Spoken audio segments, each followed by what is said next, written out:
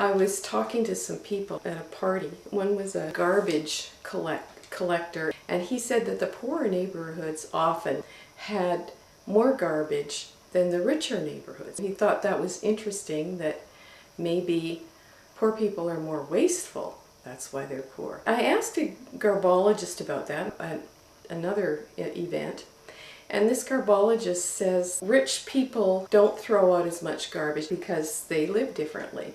When you come to think of it, in a more working class or poorer neighborhood, people are more likely to have takeout because it's cheaper than going to a nice restaurant, which is what you would do if you had more money. Then you wouldn't have as many pizza boxes or as many Coke cans because you're drinking your latte at a nice coffee shop instead of having a Coke at home to get your buzz for the day. If you buy stuff at the really cheap stores, or if you buy stuff at thrift stores, it's just not going to last. Especially from the thrift stores, it maybe has a few more wearings before it's a real piece of rag that you don't want to take back to the thrift store anyway.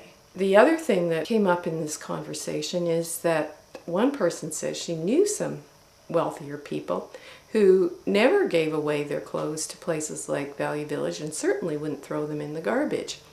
They take them to consignment stores, or if it's something particularly flashy, or if they're particularly rich, or if you're Princess Diana and you've got all these clothes in your estate, somebody can give them to auction off charity. It makes you look good, and you could get a charitable receipt for that.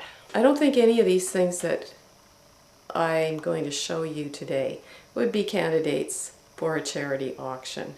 I wouldn't buy this at a charity auction.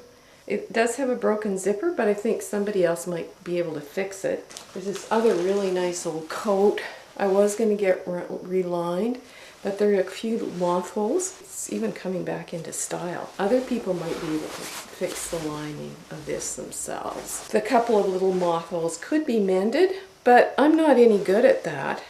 And the other thing is, I spent a lot of money on it to start with, and if someone else bought it cheap, they might feel more inclined to put more money in it because it wasn't an expensive item for them in the first place. Does that make any sense?